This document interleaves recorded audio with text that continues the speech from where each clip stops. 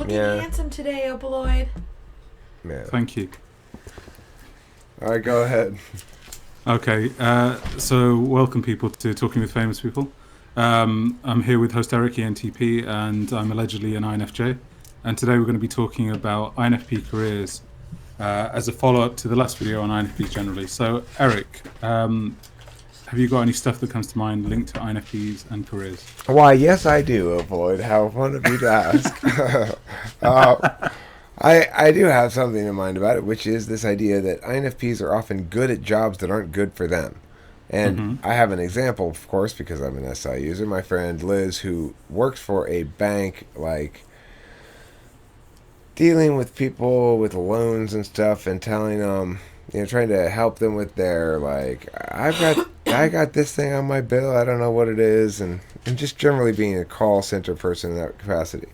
And Mm-hmm. she's, by all accounts, very good at her job, Mm-hmm. that she takes very seriously the responsibility of these people's feelings who call in and uh, are upset, or Yeah. like, she doesn't get mad at them. She sees them as being upset, and it won't do any good to be mad at them, and Mm-hmm. so she interacts with them very successfully.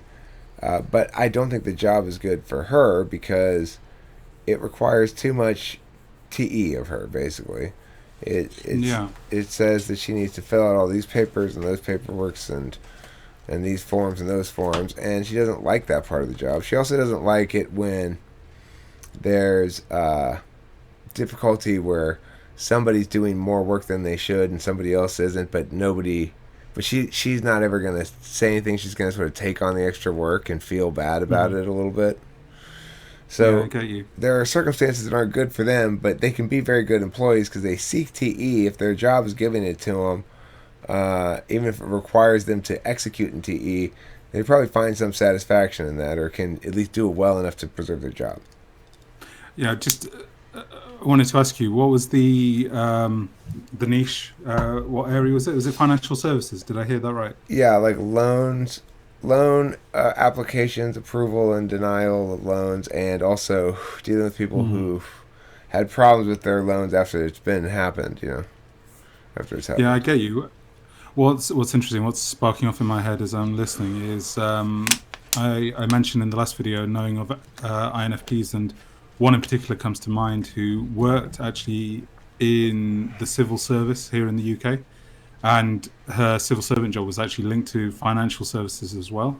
So specifically linked to bankruptcy and insolvency, and from what she relayed to me, she used to actually enjoy the aspect of like looking through Excel spreadsheets and stuff like that and investigating in particular. So that investigation aspect and sort of catching out wrongdoing, which is quite TE in a way, but it also linked with any, really sort of uplifted her. But what she used to hate about it was the whole organizations, institutions, being an underling, hierarchies, having to sort of like jump through hoops and all that sort of stuff. And I wondered, is that similar with your friend that you mentioned? Well, one thing that she does is she's turned down promotions on a couple of occasions because she doesn't want the added responsibility or oversight of other people. Mm, Particularly, she doesn't want the oversight of other people, I think. And really? she's tried to constrain the amount of hours she works to 3 days or 4 days a week instead of 5 days a week. And she wants to work part time, but they keep trying to get her to work more hours because when she's there, she's very effective and Mm, uh, you know generally has a higher customer approval rating than most of the people. But I think it takes a lot out of her because it's yeah. making her use her FI nature, and there's a lot of weight that one accrues from that. Like, she takes the emotional experience of these people's not being able to get a loan or whatever. She owns it in a way that I would never have to own it if I was doing that job. I wouldn't like that job for different reasons.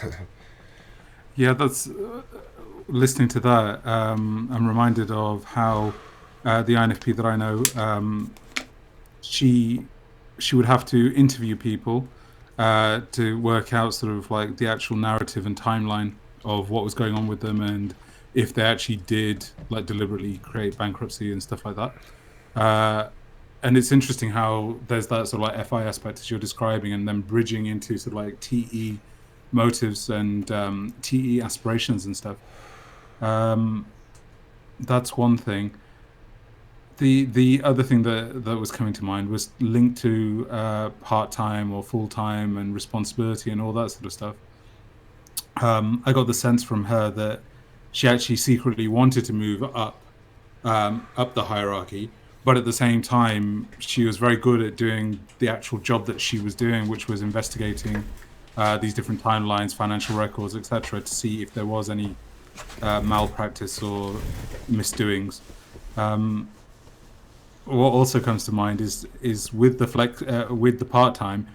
One thing she particularly liked about the job, and I wonder if this is true of all INFPs, is that it was flexi time. So there was no fixed time that she had to be at work. So it didn't have to be like 9 a.m. So she could go in at 10 a.m., 11 a.m., and then work through until 6, 7, 8 in the evening if she wanted to, and then come back. Have you got any thoughts on that? Yeah, I mean, it makes sense that they would prefer it like that. Liz didn't have that opportunity to do flex time, but she was able to dictate somewhat or limit her schedule somewhat, and found that an important, you know, an important quality in the job that justified her continuing to work there. Was that she could limit the amount of time that she worked more than most of the Mm, other employees could. Um, mm, I lived with an INFP man in mm. China for a few months, and we opened he Right. was my assistant coach or whatever you want to call him Mhm. when I was opening a branch in Shanghai for this company I used to work for. And we had a couple of battles because he'd want to take me to task for something. I'd be like, hold on, but blah blah blah blah blah, and he'd get very frustrated with me. Mhm.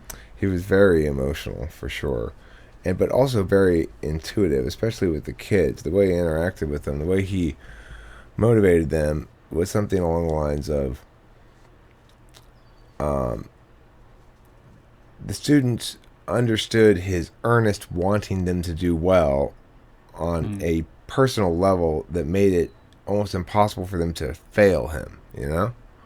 Yeah, yeah, yeah. That's interesting.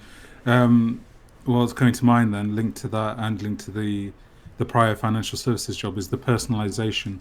Um, it seems as though INFPs, they want it personalized, and they can't help but personalize what they're doing, and really keying into that people aspect for that personalization, both of themselves, but also of whoever they're interacting with.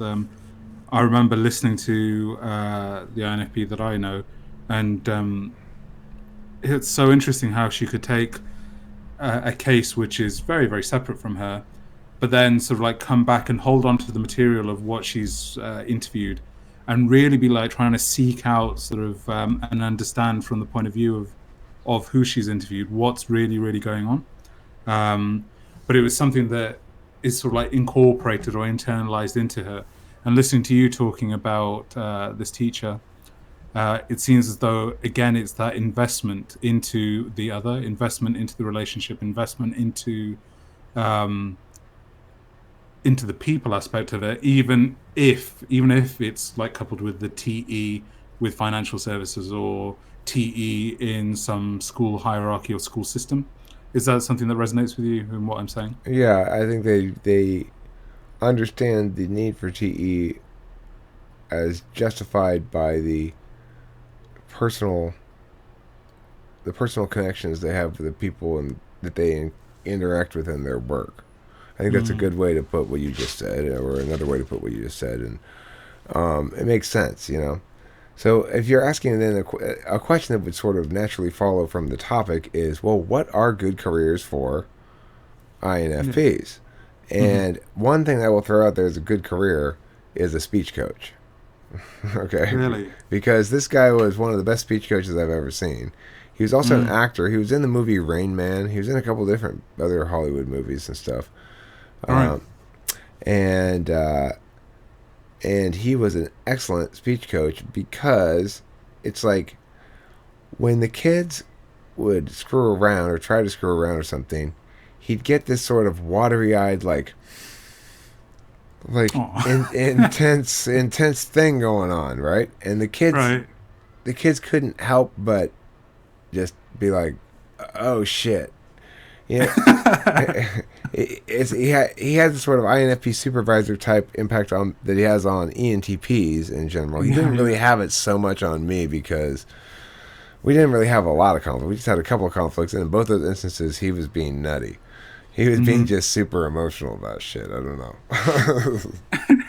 I'm curious, you know, what you're describing and that sort of like investment and that emotional reaction, and um, putting myself in the position of the students, like what you described, like, oh shit, sort of like look at how seriously this person is taking it. In effect, Right. that's one thing.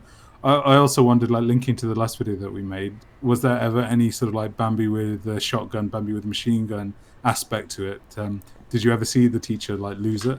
Yeah, I saw him lose it on actually a number of occasions. But Yeah. when he lost it in the classroom, it wasn't scary. It was for somebody who's got FI polar. It was a strange thing to see. It's like this person having a very emotional meltdowny kind of a thing. Mm. But I mean, not a total melt, but like taking everything so goddamn seriously, Mm. like taking everything to heart all the time. It was frustrating to watch occasionally. Like, just chill out, Ralph. Chill out, dude. It's okay. It doesn't Yeah, really yeah. matter that much. And he'd take home with him a lot of like narratives, like, I didn't do that great of a job today, or I did do that great of a job today. He'd feel good, and you could see.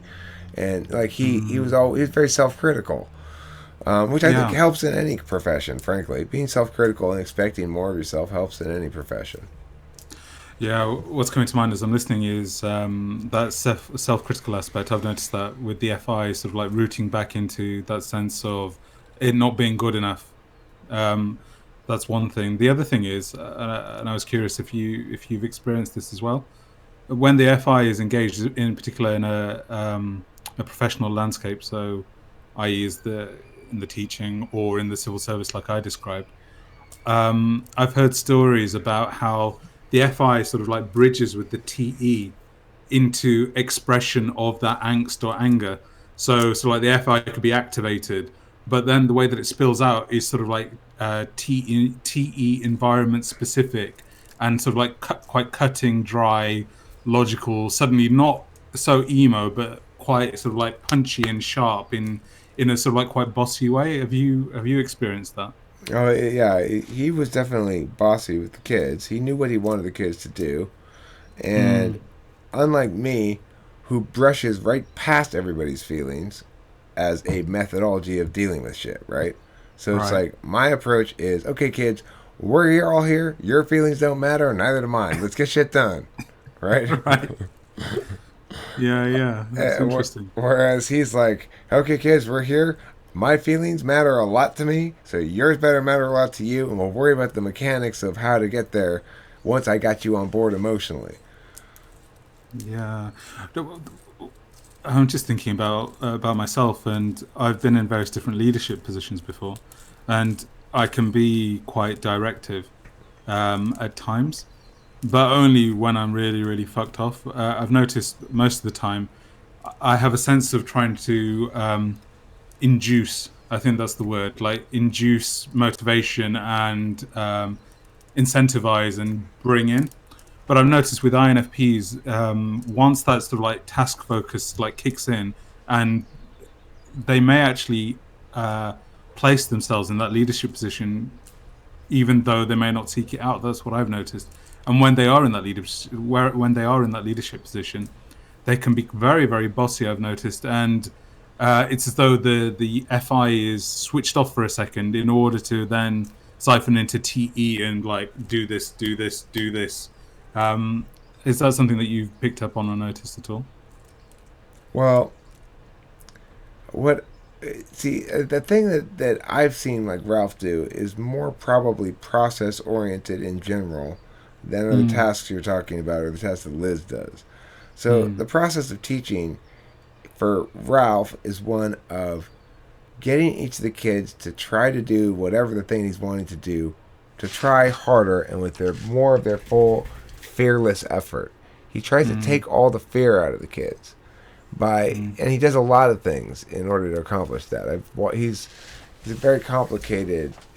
What he's doing is very complicated and totally seat of the pants. So he's using his tool function, NE, all the time to ideate about how he can get this kid to make the leap more completely, to be more fully, authentically owning it, right? Yeah. Whereas this is why I'm a much better debate coach than I'm a speech coach, because in debate, the key message is, remember, emotion is just this fake shit you slather on for lay judges. It's not the real stuff. The real stuff is the TE arguments. If you get a good judge, you won't have to deal with the emotional shit at all. It doesn't matter how you present. You can be a dick. It's fine. Right. What you've described is sparking a few stuff in me.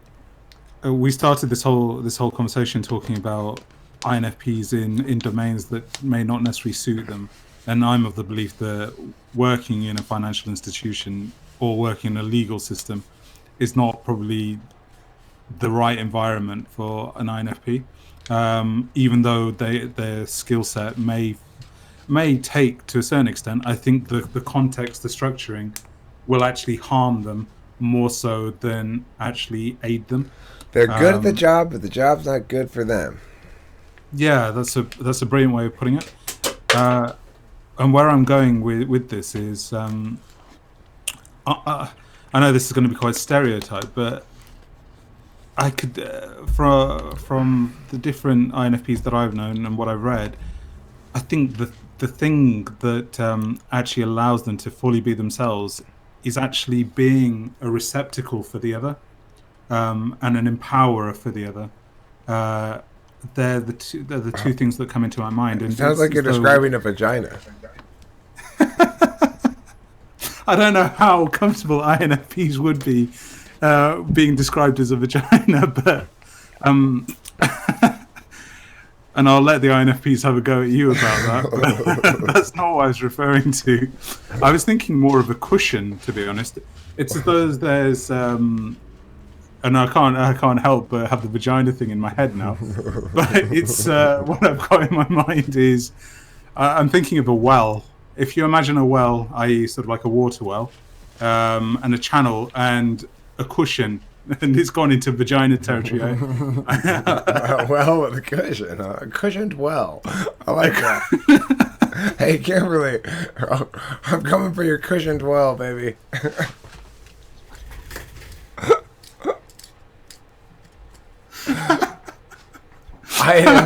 INFP. Nature's cushioned well. That's what we can title this video.